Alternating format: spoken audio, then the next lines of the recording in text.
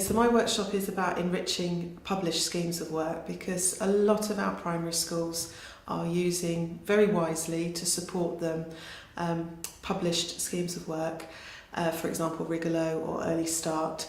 And what we're trying to move schools towards is thinking about how they can extend those a little bit more, challenge pupils a little bit more, and come away gradually from too much reliance on the published scheme.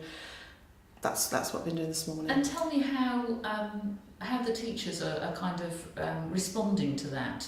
Are they quite positive about it? Are they a little bit fearful? Are you able to sort of allay some of their fears about this? No, I think they're very motivated by it. I think one of the dangers when you have a very prescribed and structured published scheme is you just kind of go with it, and there isn't the creativity that they apply to lots of other areas of the curriculum can end up, not intentionally, but become a little bit stifled. So it's really kind of opening a few doors to them about thinking about, well, what could you include here, what could you add here?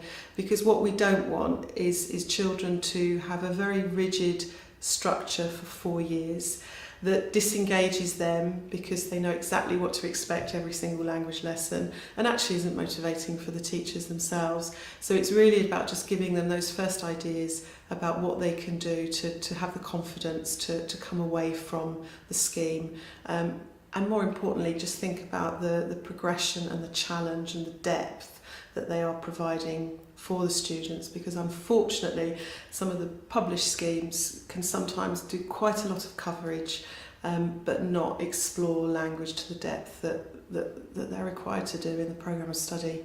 It almost sounds as though it's quite freeing for them, really. So if they have ideas of ways to sort of take it forward, yeah, they now have that kind of structure, as it were. Yeah, and I think, the key message to teachers is you don't try and change everything at once. It doesn't work when we try to do that, but just start to gradually think about what you can do, what you can add, what you can explore using, whether it's a web page or an authentic text.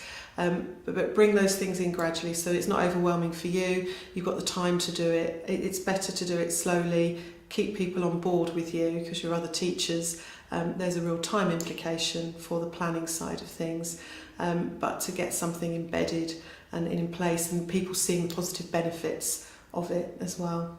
And have you been able to give teachers today actual examples of ways that they can enrich their language classes? Yeah, we talked in very general terms, and then what we've done is we've actually taken a specific unit of a published scheme and we've talked about what could be done to change that and to enrich it.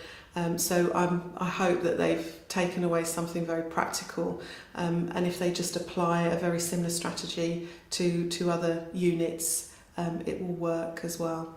Can you think of any examples from this morning that particularly kind of caught people's attention and made them think, oh, of course, I hadn't thought of doing it that way, or actually, yes, you're right, that really would engage the pupils even more so? Yeah, I mean, we were looking, for example, at a unit on animals, and we started to look at some authentic resources, so some non-fiction texts from the internet.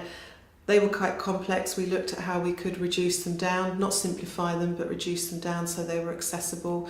We looked at an adopt a dog site in French that the children would engage with because of the whole concept of what it was and what it was trying to do. And these were things that are quick and easy to find, quick and easy to use, but do challenge the children in terms of the language.